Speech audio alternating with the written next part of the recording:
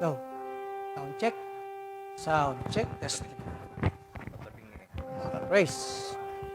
Sound check. Hello. Mic test. Pagka dito, huwag ka mag-expect na malakas na audio sa labas. Dito sa sa house. Ayan. Hindi namin pwede laksan niya mag-feedback. Okay. Okay. Okay, okay. Okay, okay. Sound.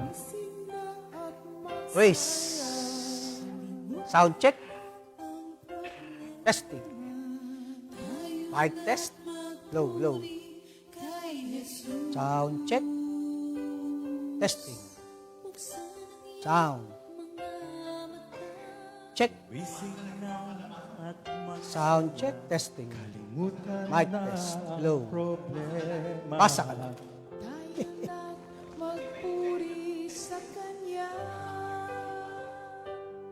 Then Jesus was led up by the Spirit into the wilderness to be tempted by the devil. And when he had fasted the 40 days and 40 nights, afterward he was hungry.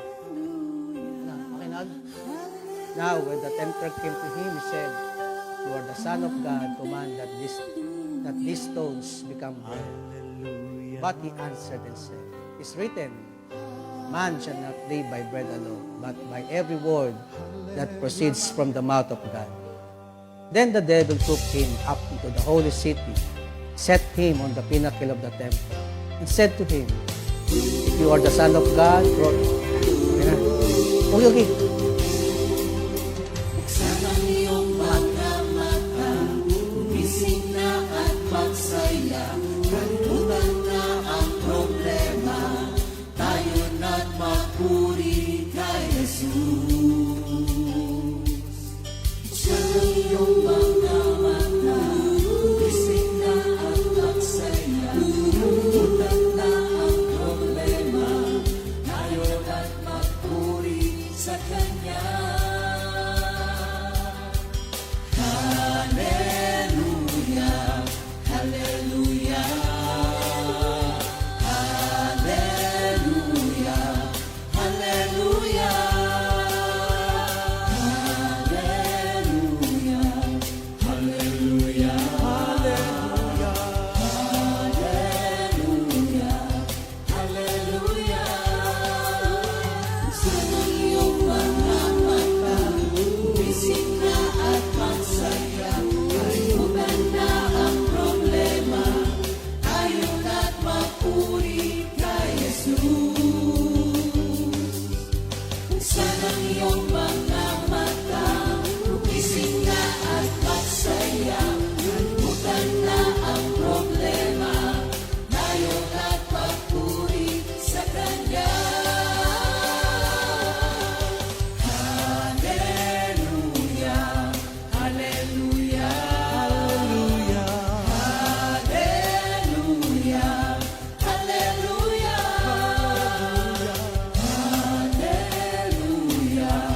hallelujah, hallelujah, hallelujah. Di ka iiwan, di ka pababayaan, pupapit ka, pumawit ka, at magpuri sa Kanya. Buksan ang iyong mga mata, gumising na at magsaya, kalimutan na ang problema, tayo na't magpuri kay Jesus. Buksan ang iyong mga mata, gumising na at magsaya, kalimutan na ang problema, tayo na't magpuri sa Kanya. Hallelujah, hallelujah, Hallelujah, hallelujah. hallelujah, hallelujah. Hallelujah, hallelujah. Sa iyong mga mata, gumising na at magsaya, kalimutan na ang problema, tayo na't magpuri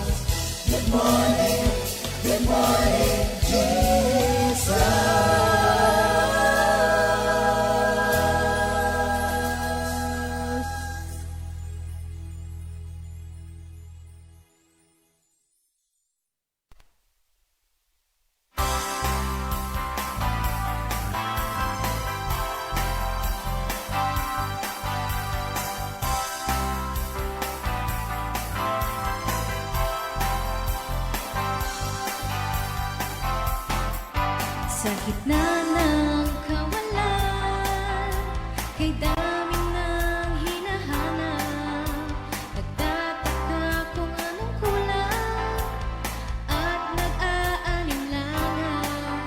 Nang ako'y iyong matagpuan, natantong ikaw ang kailangan at ang tanging sagot sa aking katanungan. Mula nang ika'y matanggap, ako ay nag-iba.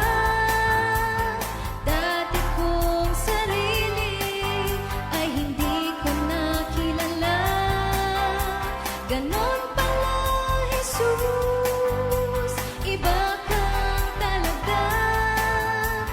Tanging sa'yo lamang aasa.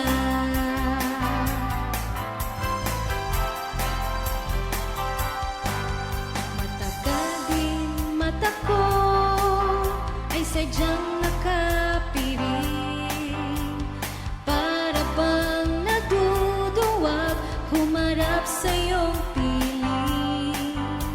Lahat ng mayroon ako'y aking inangkin. Di ko inakala sa'yo pala lahat galing. Mula nang ika'y matanggap, ako ay nag-iba.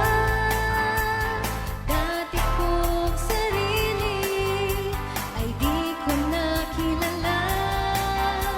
Ganon pala, Jesus, iba kang talaga. Tanging sa'yo lamang aasa. Mula nang ika'y matanggap, ako ay nag-iba. Dati kong sarili ay hindi ko nakilala.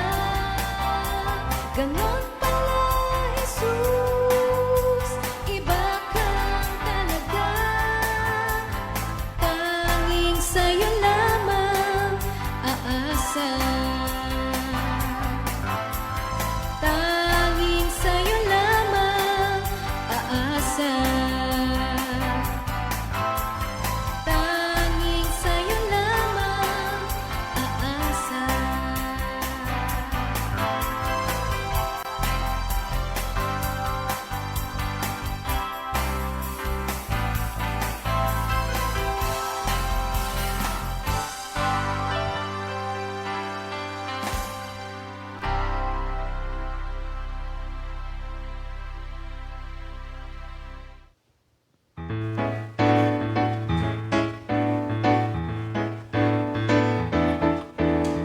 Kristo lamang ang ating kaligtasan, wala nang iba, wala nang iba.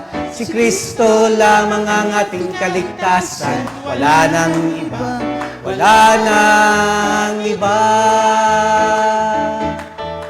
Si Kristo lamang ang ating kaligtasan, wala nang iba, wala nang iba.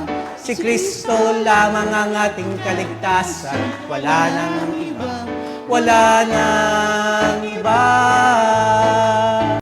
Siya ang daan at ang katotohanan. Siya ang buhay at ang tanging pintuan. Ligtas ka sa Kanya. Ligtas ka sa Kanya. Ligtas ka sa Kanya. Ligtas ka kay Jesus. Siya ang daan at ang katotohanan. Siya ang buhay at ang tanging pintuan. Ligtas ka sa Kanya. Ligtas ka sa Kanya. Ligtas ka sa Kanya. Ligtas ka kay Jesus. Ligtas ka kay Jesus. Ligtas ka kay Jesus. Good Morning, Jesus! Good morning po, mga kapatid! Welcome back kami. Today is Thursday. Thank you, Lord. Praise the Today is Lord. Thursday. Ayan. Ano po? Bati mo tayo. Magandang umaga sa ating lahat, mga kapatid. North, East, West, South. At sa ating mga kapatiran sa ibang bansa rin. Good morning. Good Sa ating- afternoon. Good evening. Good day. Good day. Good morning, Jesus. Sa ating mga outreaches. Yun, oo. Yun, sa Norte, sa Pangasinan, Baguio, Agoo, Alaminos, Labrador, Dagupan. Ayan, La Union ay Agoo. Good morning po sa inyo. Ganon din po ang ating mga outreaches sa Bulacan, Tarlac. Tarlac, Nueva Ecija, Cabanatuan, Paniki. Ayan Kapas. po, Kapas. Balungaw. Ayan, at sa South naman. Marami yan. Batangas na lang. Dami yan eh. Good morning sa inyo, Taga mga Batangas. kapatid. Ayan. Ayan, tsaka sa mga taga Makati, mga taga Manila. Thank you, Lord. Ayan. Good morning kay Brother Boy at Seremonya. Ang aga Maaga rin natin niya. mga ano. Thank you, Sister Lord. Rose Iwata. Thank you, Lord po. Ayan, Pray muna tayo. Pray po muna tayo. Ayan. Thank you, Lord. Pray po muna tayo. In the name of the Father, the Son, the Holy Spirit. Amen. Lord, maraming salamat po sa araw na ito na muli po kami ay ginising nyo na may bagong kalakasan, Panginoon. Salamat, Panginoon, sa araw na ito. Patuloy nyo po kaming ingatan at patuloy nyo po kaming gabayan sa bawat desisyon pong gagawin namin. At Lord, sa aming pag-aaral na ito, bigyan nyo po kami ng isip na malawak, Panginoon, at pusong marunong tumanggap, Panginoon. Tulungan nyo po kami sa pag-aaral na ito na maipahayag po namin ang inyong banal na kalooban, Panginoon, para po sa aming kapakinabangan, Panginoon, at para rin po sa inyong kaluwalhatian, Panginoon. Salamat sa araw na ito, Panginoon. Patuloy pong gabay at pagpapala ang ipagkalob sa amin lahat at sa mga tao pong nariyan na po at handang makinig at kanina pa nag-aantay, Panginoon. Pagpalain niyo po sila at alam namin, Panginoon, na patuloy niyo pong iingatan ng kanilang puso upang makarinig po sila ng salita ng Diyos na nagmumula sa inyo, Panginoon, na magagamit nila sa araw-araw. Salamat po sa araw na to, Lord.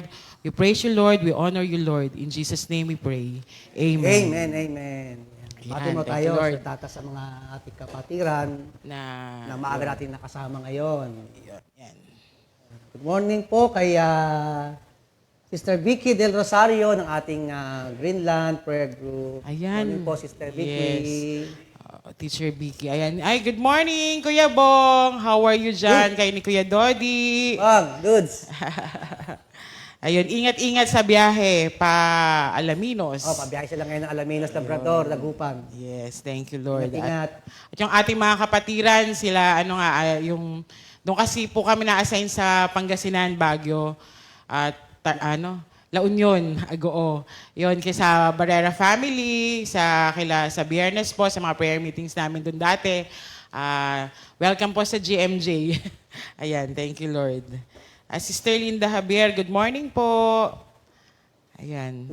Good morning, Jesus, kay Sister Mila sa Tarinala. Good morning po, Sir Mila. Ayan. Good morning po, Sister Mila. Good morning, Good kay morning, Sister- Ate Sister, Lisa Albaran. Sister Linda Javier. Good morning po, Sister. Sister Sally Flores, ang ating kapatid. Sa Mendez. Opo. Ayan. Sister Grace Sandigan Sako. Good morning, Jesus. Si Mami Linda ba to? Oo, Si Mami Linda Alcance. Good morning po, Tita Lins. Good morning po. At si Maring Olive de la Cruz. Ayan. Good morning. Ayan. Ay, si David to, no? Jan Belmonte. Hi, Kuya David. Hey. Nasa Canada. Good morning sa'yo. Ano bang araw? Ano ba sa'yo? Ayan.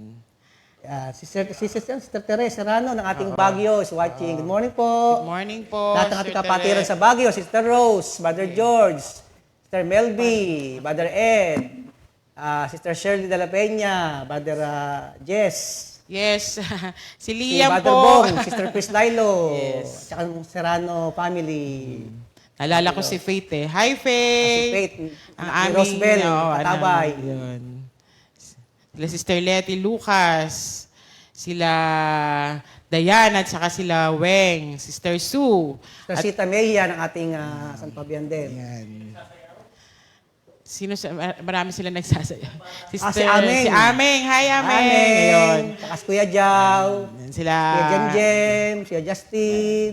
Ate Paring Sally. Jerome, Sally. Kuya Roel. Yan, si Ruel. Si Rostov, si Allen. Yan. Ayan, si Allen. Hi, Sister G. Si Brother Julius. Si Brother Julius nga pala.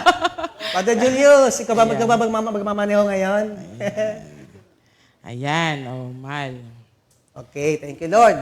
Ngayon po mga kapatid, ang ating pag-uusapan ay ang nalalapit ng ating ino-observe yearly. Ang sasabi nga nila, Holy Week, Semana Santa, Mahal na Araw, or Lenten Season. No? Amin pong tatakel ay masasabi natin panimula or introduction or primer. Nakita ko kasi sa labas, di ba? Nagagawaan ng dyan ng sasakyan.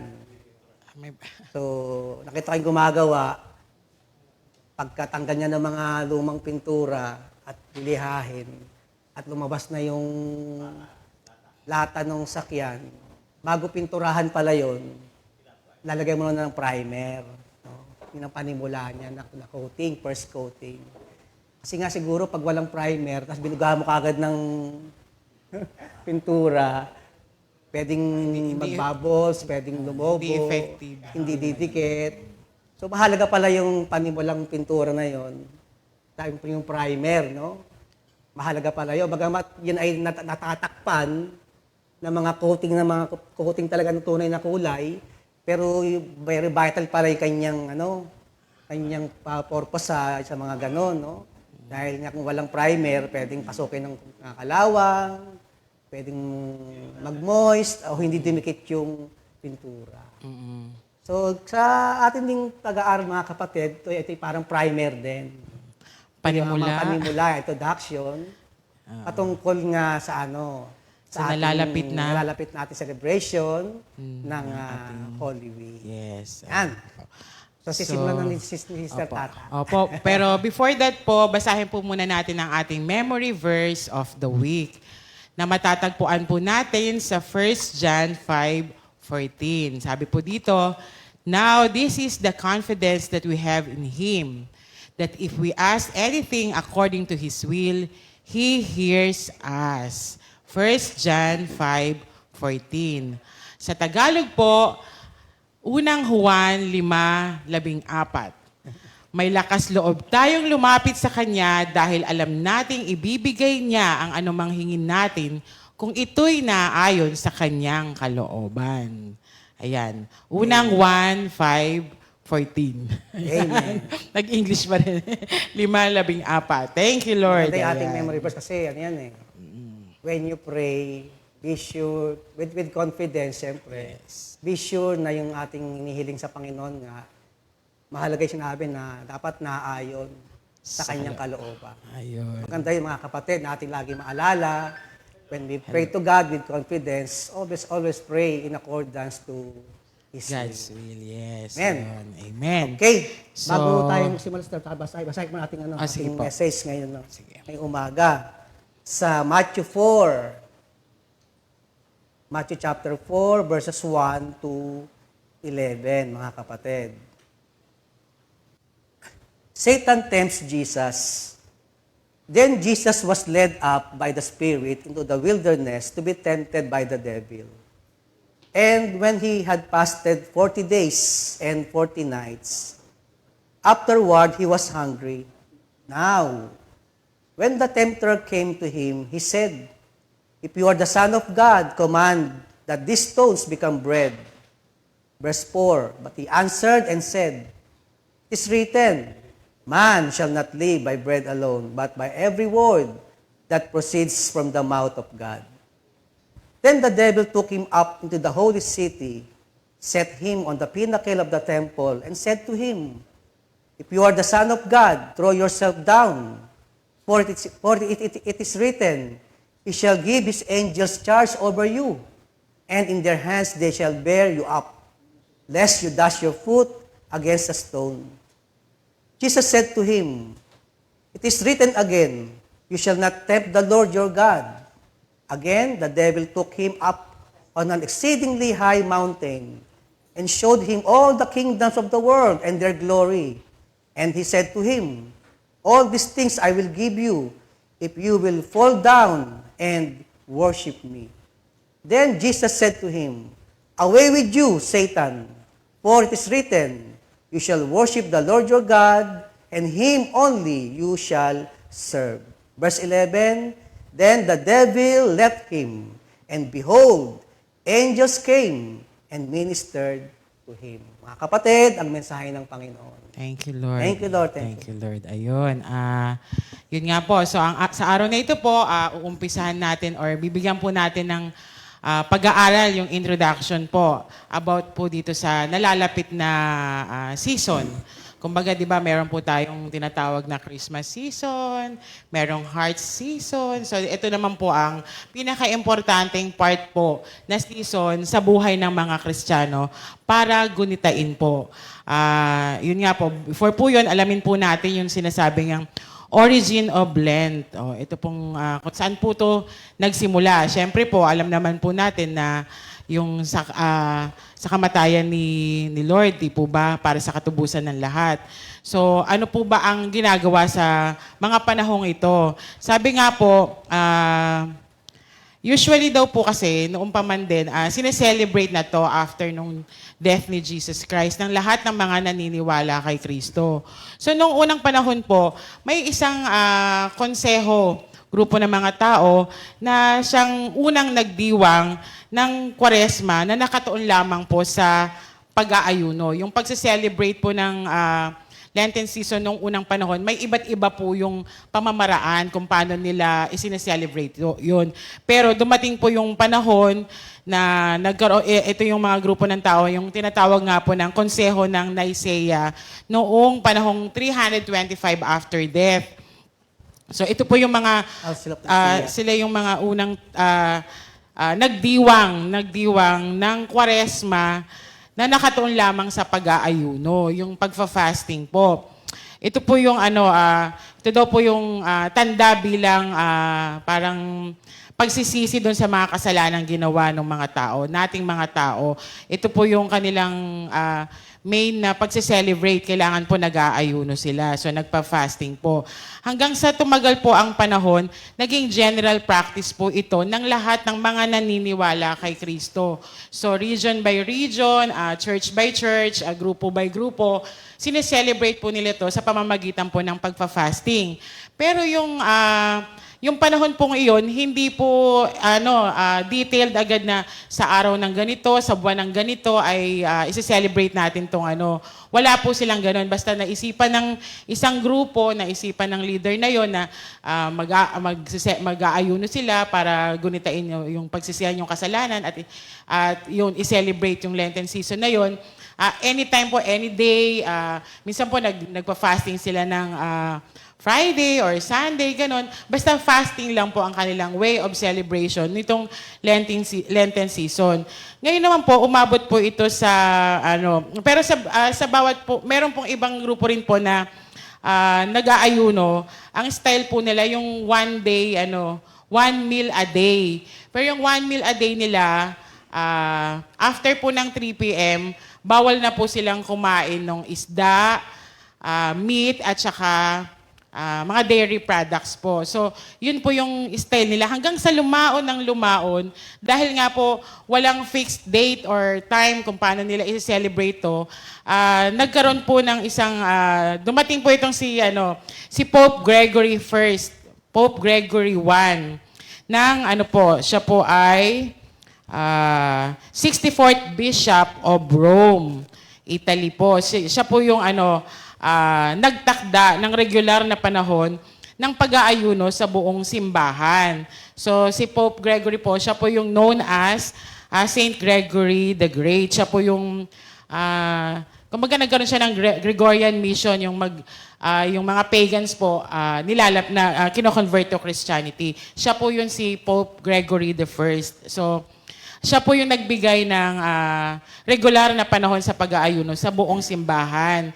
Ito po ay sinisimulan sa araw ng Miyerkules na may 40 days na nagtatapos po ng yung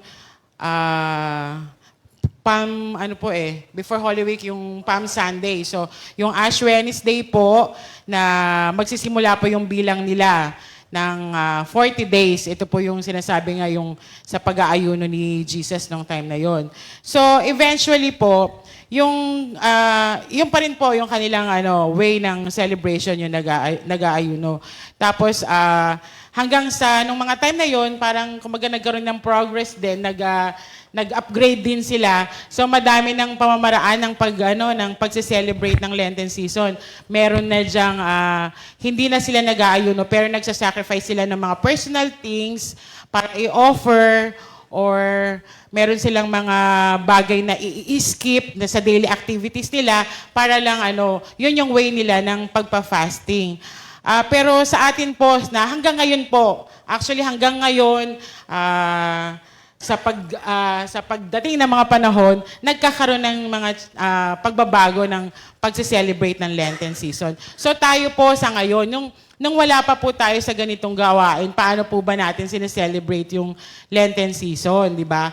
Natatandaan ko nga po kasi nung bata ako, pagdating po ng Holy Week na, hindi ko kasi hindi po ako aware dun. Alam ko merong Ash Wednesday po noon, tapos hindi ko rin alam ko may palaspas talaga kasi automatic po yun. Pagka palaspas na, yung palaspas naming luma, sinusunog yun. Pero yung bago ang ipapalit na ikinakabit sa pintuan. Di po ba? Ganon po yun yung, nung ako po'y bata. Tapos natatandaan ko po, lagi rin akong sinasabihan pagdating po ng Biyernes Santo, bawal po. Basta pag Holy Week, bawal ang karne, bawal maligo ng Biyernes Santo. Isipin niyo po, bawal maglaro, bawal lumabas, bawal kumanta, bawal makinig ng mga music. Lahat po bawal nung time na yun. So, kayong gano'n? Tahimik lang. Kaya nung araw nun, hindi kami napapalo kasi bawal din mamalo. Yung time na yun, nakaka-excuse. Pero ang dami pong bawal nung time na yun. So, nung kabataan ko, ganun po. Hindi kami pinalalabas ni Mama kasi bawal kaming madapa o masugatan kasi hindi daw po gagaling agad. So, meron din po ba kayong mga ganong mga klase ng pag-celebrate yan? So, talagang, bawal makagat ng insekto. Kaya, ang prevention ni Mama that time, hindi kami lumalabas ng bahay. Hindi naman po issue sa amin ng ang karne. Kasi nung time po namin na yun, hindi kami makarne. Yun. Pero yung pala, bawal din pala yung isda. Yung time rin pala yung bawal din pala ang isda. Pero thank you Lord kasi sa ngayon naman po, ganun din naman. Tapos nung naging youth na po ako, kung nung naging kabataan, naranasan niyo po ba yung maglakad? Diba? Maglakad mula Antipolo kasi taga-Cogi po ako. Mula Antipolo hanggang dun sa Antipolo Church. Yun. Nung kabataan ko po, dinanas ko rin po yun. Sobrang dami po ng tao na naglalakad. Alam ko si Mama mula crossing hanggang hanggang Antipolo Church inaakyat. Imagine niyo po yun. Yun po yung way ng pagse-celebrate. Kasi nga daw po, Traditional po. Traditional. Naging practice na po eh. Traditionally na pong ginagawa yon na hanggang ngayon nagagawa pa rin po yun. So, nangyari, pa nga po doon, kasi nga daw po, patay daw po si Kristo. So, yung Biyernes Santo, di ba noon, parang sabi po noon, effective daw po yung mga bad spirit ng mga time na yon. So, kailangan hindi kami lalabas. May mga aswang-aswang pa daw noon. Kasi yun daw yung patay si Kristo. Yung po yung traditional na pinapasa, na tinuturo po sa atin noong panahon na yon, na thank you Lord sa bagong buhay natin ngayon, sa pag-aaral natin ng salita ng Diyos, nakikita natin yung katotohanan at nararanasan natin yung katotohanan sa salita ng Diyos. Sabi nga po dito, yung po bang pagse-celebrate ng Lenten season is traditional or scriptural. So, ito po, pag-aaralan po natin itong issue na ito, itong topic na ito, kung ito po ba ay traditional or scriptural. Sabi nga, it must be scriptural, not only traditional. So, pwede naman, maging traditional siya, pero kailangan po scriptural. Based on scripture. So, iyon po ay itatopic ni Brother Elmer. Ayan. Thank you, Lord. Nasabi nga ni Sister Tatay yung mga old forms of our mga pag-celebrate natin ng Holy Week. No? Ako naalala ko nung nasa Pulog pa ako, nung hindi pa involved sa gawain, pagka magmamahal na araw, kasi magsasara si Paras eh. Alam ko Kuya Alex yan eh. Paras store. Ito kami inuutangan doon ng ng mga paninda. Bago magmahal na araw, magsasara kasi yun eh. Siyempre, wala pa kay Lord, tapos mahal na araw, wala ang gagawin. Kaya advance yung aming pagbili ng alak. Yun ang aming ginagawa noon. Yun ang aming preparation sa Lenten Week. Kasi nga magsasara lahat ng tindahan, wala nang mabibili. Kaya advance yung aming preparation ng pagbibili ng mga alak. So, yun nga yung pagiging walang alam sa salita ng Panginoon. Wala ka talagang kamuhangan sa mga bagay na pang-spiritual, mga bagay na wala talaga. Kaya salamat sa Panginoon nga ngayon. So noon pala, nung pag-celebrate nyo, mag-inom. Oo, yun. Yun ang parang sa amin na Mag-inom. aming natutunang way sa paghanda ng Holy Week gano'n. Pero nga, napakalayo ng pamamaraan. Kaya nga, salamat sa Panginoon sa mga salita niya, sa mga katotohanan ng kanyang salita, na tayo ay dahan-dahan na ini-educate, tinuturuan ng Panginoon on how to celebrate or observe Lenten season sa pamamaraan ng Diyos, no? Spiritually, scripturally, hindi yung sa traditional. Yun, nasabi rin si Tatay sa Antipolo. Ginagawa ko rin dati, binata ko yun. Mula Welcome Rotonda, lalakad namin mga tropa yon, mga barkada ko. Hanggang Antipolo Church. Malayo pala, Welcome Rotonda. Meron kayong mga backpack na, may mga kami sandwich, soft drinks. parang journey. Penitensyang field trip Pero ba yun? wala, kahit pagod na pagod ka ng umakyat, hanggang Antipolo. Tapos mo doon, uwi ka na, kinabukasan, the same din naman, wala na bago. So wala talagang power ng salita ng Panginoon doon. Ganon ang kalimitan sa mga tao. Until now, meron pa rin nagpa-practice niyan, yung old tradition na pag-observe ng Lenten Week. Pero dito nga sa ating pag-aaral, napakaganda, ating tignan yung marapat na pamamaraan on how we will observe, celebrate Lenten na season. Yung word na Lent, siguro baka dito galing yung salitang life begins at 40. Sino ba ito 40 na? Bakit? Kasi yung Lent na word, sa Greek word Sarakosti, which means 40, 48, 40. So, kaya siguro sinabi, life begins at 40. No? Pero scripturally, dito nga sa ating binasa sa salita, yung Matthew 4, yung Lent, mga kapatid, yung meaning ng word na Lent, sa Greek word Sarakosti, meaning 48, no? But ito nga ating pag-aaralan, yung sa Lenten season nga, yung sa Matthew 4, natin binasa, yung temptation of Jesus in the wilderness by Satan in a period of 40 days of prayer and fasting. And Lent is an important period in the church calendar. A 40-day period in preparation for Easter.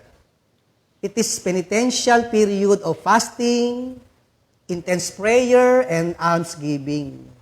And all these aspects are geared towards following Christ.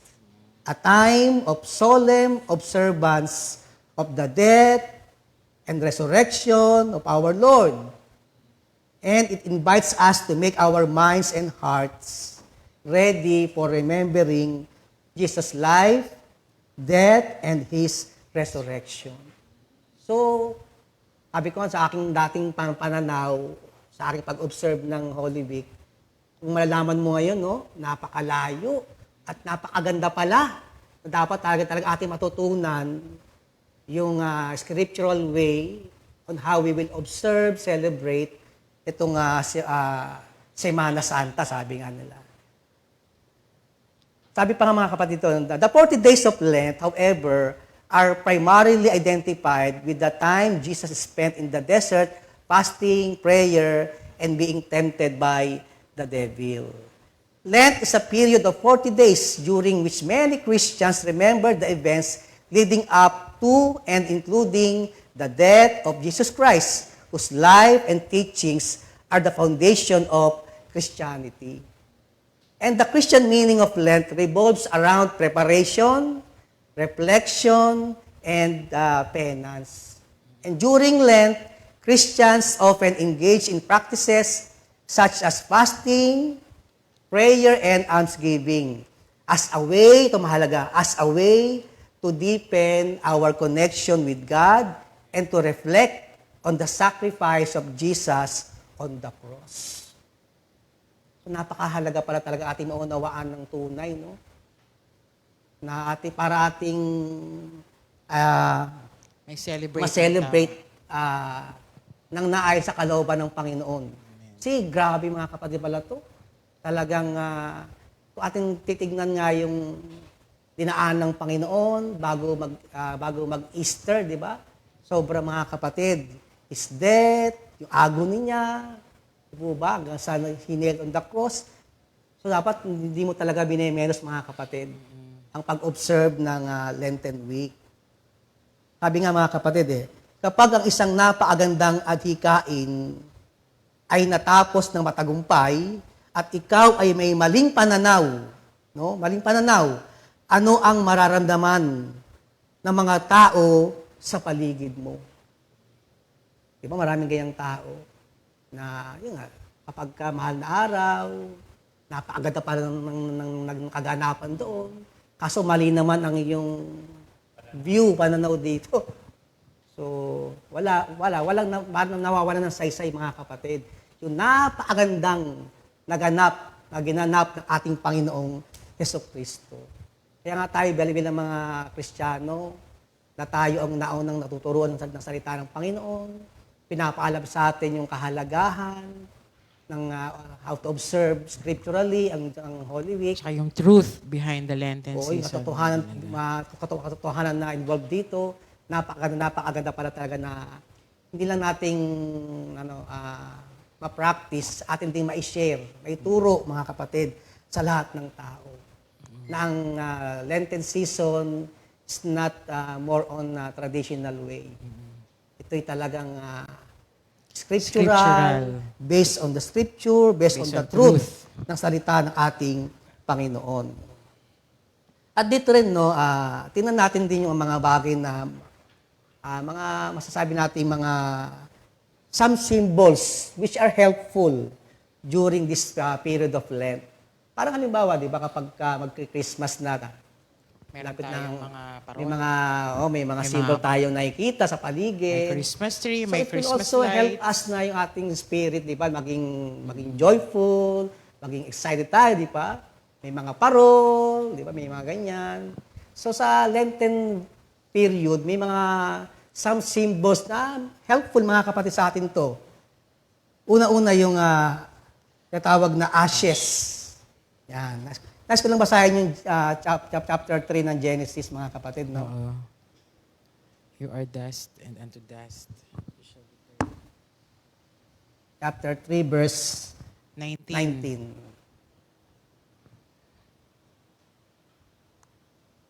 Sabi po dito, in the sweat of your face you shall eat bread till you return to the ground. For out of it you were taken, for dust you are, and to dust you shall return. So isang napakahalaga palang symbol yung ashes. Yan, no? Na tayo ay pinapaalalahanan, na tayo ay galing dyan, mga kapatid, at babalik din tayo sa ashes, no? Ashes reminds us of the creation story that we are made from dust. And it symbolizes our human mortality. Yan. Tayo ay talagang wala. Talaga tayo ay lahat papanaw. And our need for forgiveness, humility, and purification for our sins. Yan ang sinisimbolize mga kapatid niyan, ng ashes. And our vulnerability before God. And we are dust, and unto dust we shall return. So isang maganda rin yung mga kapatid na pinapakita sa atin, yung ashes mga kapatid. Pangalawa, kapag ka Lenten season, Lenten period, kung yung mapansin, marami mga banner na makikita tayo dyan. Lalo sa mga churches. At ang banner, ang color niyan is purple or violet mga kapatid. The color of Lent. Yan pala color of Lent mga kapatid. It signifies humility, willingness to repent, mourning for our sins, and suffering with Jesus. Napakaganda pala mga kapatid doon. No? Ng ganong color ng mga banner. No? It symbolizes humility, willingness to repent, mourning for our sins, and suffering with Jesus. Ito medyo bago nga sa akin to na symbol. Yung mga bato, yung stones. No? So na-remind nga ako sa ating binasang mensahe sa Matthew 4:4. No? Diba? Kung siya tinatempt ng devil, yung bato, pinapagawa sa kanyang tinapay. The stones, in Matthew 4:4. It reminds us of Jesus' experience in the desert for 40 days and being tempted by the devil. And Jesus was tempted by the devil to change the stones into bread, but remained steadfast and overcame the temptation. And the stones symbolizes austerity, vigor, desolation, misery, and sadness. Kasi nga, di ba, ganoon talaga ang na-experience ating Panginoon for 40 days sa wilderness. Ano pa na symbol? Ito, yung isda o yung fish. It reminds us of abstinence and fasting. Malamang doon nakuha yung nasabi pag mahal na araw, bawal mag-meat. No? Tayo ba hindi nag-meat? Barbecue lang, Barbecue lang. So, it reminds us of abstinence and fasting. Ito pa, yung incense. It is a symbol of prayer. Ayan, napakaganda. Sa Psalms 141, verse 2. Let my prayer come like incense before you. Yung incense, may kasama pala yan na pananalangin. No? Let my prayer come like incense before you. Paano yung incense, yung usok niya, pataas yan, di ba? Ganun ang ating panalangin din. Patungkol, papunta sa ating Panginoon. Ano pang symbol? Ito maganda rin, yung mga tinik or the thorns. The thorns reminds us of physical suffering. Siyempre po, alam natin yan. Loneliness and injustices in the world. Na talagang bineriyan, binatayan mga kapatid, ng ating Panginoong Jesucristo. Siya po'y kinoronahan ng tinik, mga kapatid. And number 6 is the cross. Pinakamahalaga. The cross symbolizes victory over death and salvation from our sin. Kaya every time pala tayo makakita ng cross, mga kapatid, it symbolizes na tagumpay tayo sa kamatayan at kaligtasan para sa ating mga kasalanan.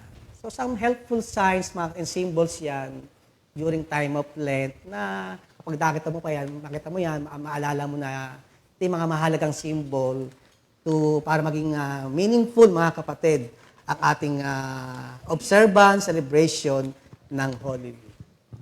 May sasabihin sa tata? Wala na. Akala ko may sabihin ka.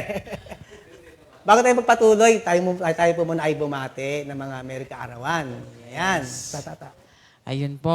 Happy birthday po! March 14, 2024, happy birthday po kay Sister Beng Olila, kay Brother Christian Balle, Sister Lydia Kalapatan, at Sister Risa Dakles. Sister Risa Dakles, Sister Josie Maninang. At belated happy birthday din po kay Brother Edgar Anaki. Ayan, happy birthday po mga kapatid. Enjoy your day. Celebrate, celebrate.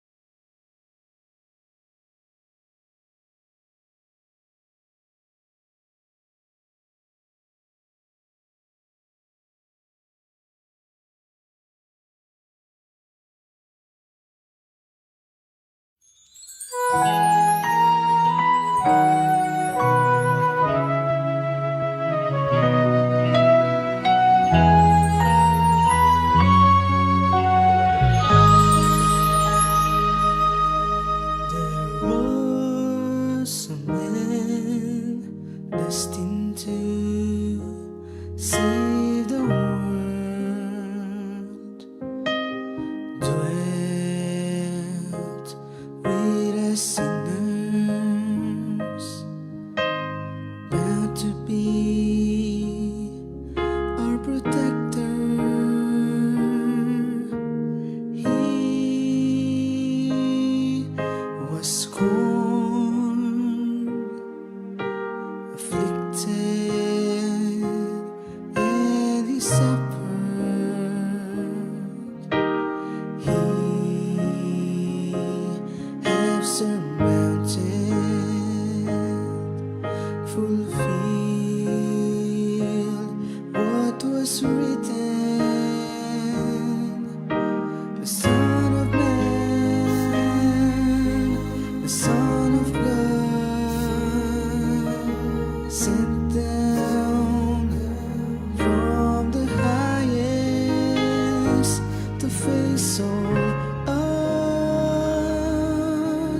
The seed of hope embraces faith. All prophecies were done about the perfecter of faith.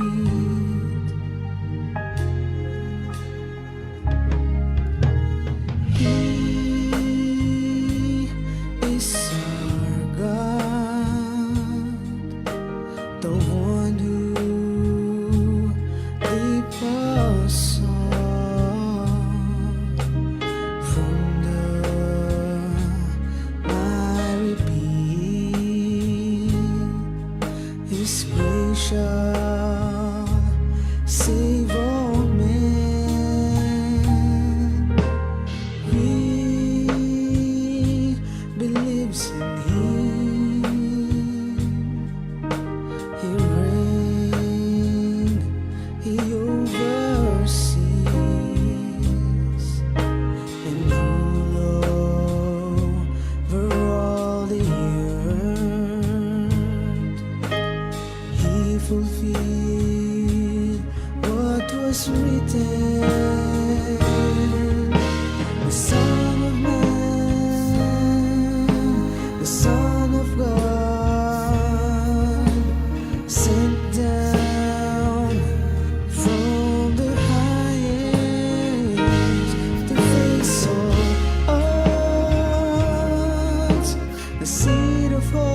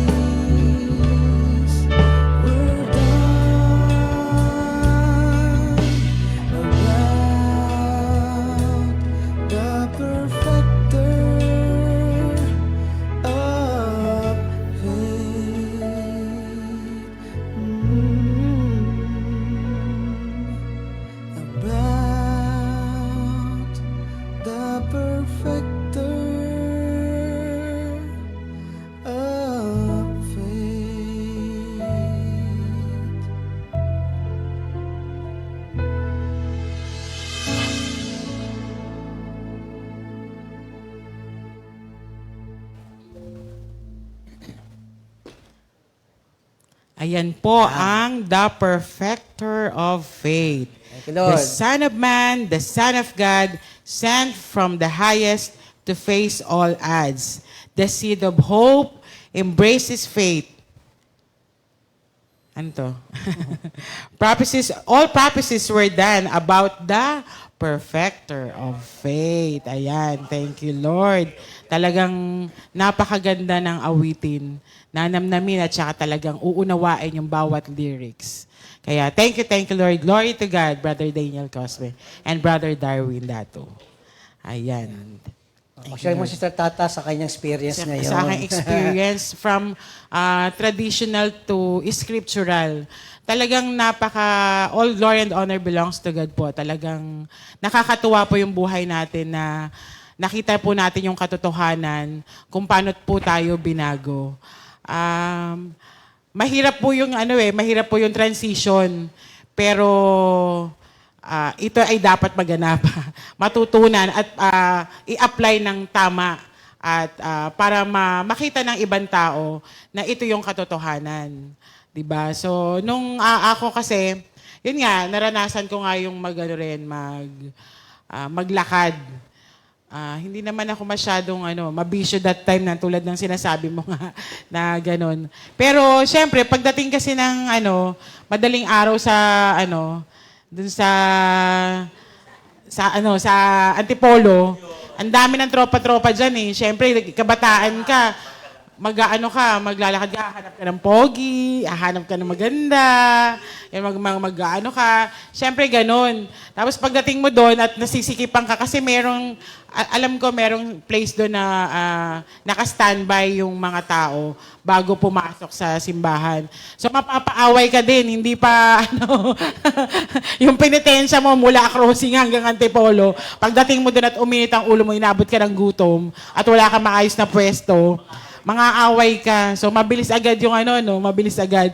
Pero thank you, Lord, kasi sa buhay natin ngayon, yung ating preparation for Lenten season nga, nagkakaroon tayo ng mga pag-aaral. So, yun nga, nung nasa gawain na ako, natuto kong yun nga, sa LSS, yung preparation natin sa Light in the Spirit Seminar. So, unti-unti nating nauunawaan. So, sabi nga, hindi naman kalungkutan kasi yung yung pagse-celebrate dito, kundi talagang ma-share mo yung truth sa pamamagitan ng pagtuturo ng tama and scriptural.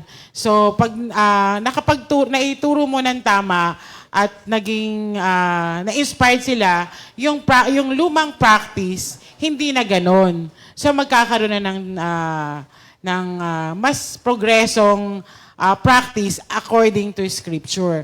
Yung patuloy tayong nag-aaral ng salita ng Diyos. Kasi alam nyo, di ba, naranasan nyo ba na lagi naman nating nababasa yung Scripture, pero iba-iba everyday, iba-iba yung ibinibigay na insight sa atin ng Panginoon. Yung iba-iba yung, pag nag-pray tayo, iba na yung, kung halimbawa, nabasa natin yung John 3:16, ulit-ulit. Pero yung insight, yung reflection dun sa Scripture, laging bago. So, ganun sa ating, buhay Kristiyano ngayon na sa tuwing nag-aaral tayo ng salita ng Diyos, lalo na ngayong panahon, di ba sabi nga, bago nga sa kanya yung mga symbols na na-discuss ni Brother Elmer. So lumalabas yun habang nag-aaral tayo palagi. So every season, every year nga na sineselebrate natin tong Lenten season, patuloy tayong mag-aral ng salita ng Diyos para lagi nating matutuklasan yung mga kamanghamanghang revelation na ibinibigay sa atin ng Panginoon every time na nag-aaral tayo. So yun yung naging transition ng buhay ng traditional ko to scriptural. Kaya nakakatuwa ang Panginoon kasi madami siyang mga pinakikitang mga important things to learn and to share to others para hindi rin po maligaw. So ganun po yung ating mga dapat gagawin din. Ayun. Thank you, Lord. Amen. Kaya nga po napakahalaga ng salita ng Diyos na matanggap ng tao eh. Sa John 8, alam natin, di ba? Na the truth will always set us free. And sabi nga, now that you know this truth, how blessed, how happy you will be if we put it into practice. So, salamat sa Panginoon sa ating ngayong kalalagayan na tayo ay naabot ng katotohanan ng salita ng Panginoon, and by His grace, ngayon na yun ang ating pamumuhay ngayon ayon sa katotohanan ng salita ng Diyos. Kaya every time nga dumarating ang observance, di ba, yung time na to ng Lenten Week, talagang salamat sa Panginoon, ating na-observe na, nasa-celebrate na, nang naayon sa kalooban ng Panginoon. Sabi nga, isa pang kakahalagahan ng Lenten season, sabi nga, it invites us to make our minds and hearts ready for remembering Jesus' life, death, and His resurrection. Pero bago ako magpatuloy, gusto kong ipakita rin yung mga mahalagang highlight or scenes na sa Lent, no? Halimbawa na lamang ito yung Judas Iscariot intent to betray Jesus. Kasi alam niyo po, sa mga darating po pong ating mga week, meron tayong, ang comfy po ay meron pong naihanda na Lenten presentation. Yung mga scenes of Lent, no?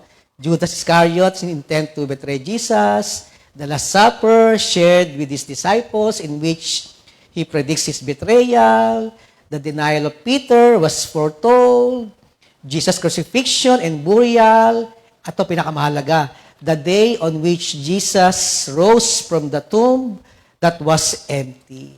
So abangan niyo mga kapatid, yung iba pang mga scene na inihanda ng ating mga kapatiran sa ating pong Lenten Week, mga kapatid. Lent is also a time of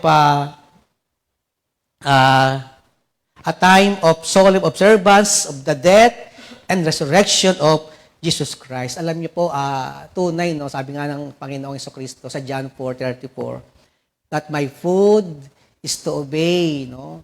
Yung the one who sent me, kanyang pagkain ay tuptin o sundin ang kalooban ng nagpadala sa kanya. So, sa Lenten season, mga kapatid, pinapakita talaga dyan yung accomplished work, yung finished work ng ating Panginoon Jesucristo. Actually, ang highlight talaga ng Lenten Week na dapat natin talagang minemeditate, nire-reflect, ay yung muling pagkabuhay ng Panginoon na natapos niya, pinagagawa sa Kanya, at siyempre, tayo ngayon, mga kapatid, ang nag-benefit nito. Sa Kanyang muling pagkabuhay, tayo ngayon, mga kapatid, no, ay napasama sa biyaya na yan, na tayo ay nagkaroon din ng bagong buhay sa ating Panginoon. Yan ang highlight talaga ng ng Lenten season, Lenten Week, na yung pinakadulo, yung muling pagkabuhay ng ating Panginoong Jesucristo, the power of His resurrection. Alam nyo, kakaiba to mga kapatid. Yung kapangyarihan ng kanyang muling pagkabuhay, kakaiba yun. Kung yung maalala dun sa Psalms chapter 8 verse 2, nung time nung creation, sabi doon sa Psalms 8:2, nung nilikha ng Panginoon ang sansinuko, ang lahat-lahat sa creation, ang kanyang gamit lamang ay kanyang daliri sa Psalms 8:2. Pero nung binuhay niya ang ating Panginoon sa Kristo, He used His mighty arm in Psalm 77 verse 15, mga kapatid. God uses His mighty arm upang muling buhayin ang ating Panginoon sa Kristo. So ano bang mas mayroong strength? Yung daliri natin o yung arm natin? Ang daliri, pagka daliri ang ginamit mo, sa pag ginagamit daliri, sa mga bagay lang na mga walang effort, di ba? Pangkamot-kamot na ganyan, mga walang effort lang yan eh. Pero pag mighty arm na, talagang may effort na kinakailangan, di ba? So, ganun ang ginamit ng Panginoon na kapangyarihan to raise Jesus Christ from the dead, mga kapatid. At yan, yung sabi nga yun, yung power na ginamit ng Panginoon sa pagmuling buhayin si Jesus, ay taglay natin ngayong mga Kristiyano. Kaya nga, minsan nakakalungkot, di ba? Minsan pagmahal na araw, sabi nga parang Biyernes Santo. Yung term na Biyernes Santo, parang hindi nabuhay si Jesus. At parang wala lang kapangyarihan ang buhay ng Panginoon sa Kanya. So mahalaga sa ating buhay Kristiyano, ating maunawaan yun. Na ganong klaseng power ang ating taglay ngayon bilang mga Kristiyano. Diba? Kaya nga we are more victorious, We are more than conqueror. At lagi tayong kasama sa parada ng mananagumpay ni Kristo. So tayo bilang mga Kristiyano, mahalaga yon. Kaya nga kapag naunawaan mo ang true observance ng Lenten season, talagang we will rejoice. Sobra-sobra ang pasasalamat. We will rejoice, we will be thankful. Magpupuri Dahil kay nga, Lord. grabe mga kapatid. Kasi nga tayo ng mga Pilipino, masyado po tayo napako na kapag mahal na araw talaga, more on ang ating emosyon, ang ating kondisyon, ay parang, kumbaga, low spirit, parang gano'n. Hindi po mga kapatid Ang highlight niya ng climax pa, parang talagang, ano yan yung pagkabuhay ng Panginoon. Di po ba? Victory talaga mga kapatid. Victory. Yan ang ating pagpapala mga kapatid. Na muling binuhay ang Panginoon at ngayon, kapangyarihan na yan na ginamit ng Panginoon sa Kanya, nang siya muling binuhay, taglay natin yan. Ephesians 1:19-20. Amen. Kaya tunay pong nakakaunawa, nakakaintindi ng observance ng Holy Week, tingnan mo ang buhay. Kapag nabubuhay yan talaga na punong-puno ng pag-asa at taglay niya kapangyarihan ng ating Panginoong Hesukristo. Sabi nga, that power is working in us, the renewing power, our spiritual resurrection. Yan mga kapatid, ang nagkakapangyarihan na yan ng Diyos na muling nagbigay ng panibagong buhay sa atin. Kaya tayo ngayon namumuhay, resurrected. May bagong buhay sa ating Panginoon.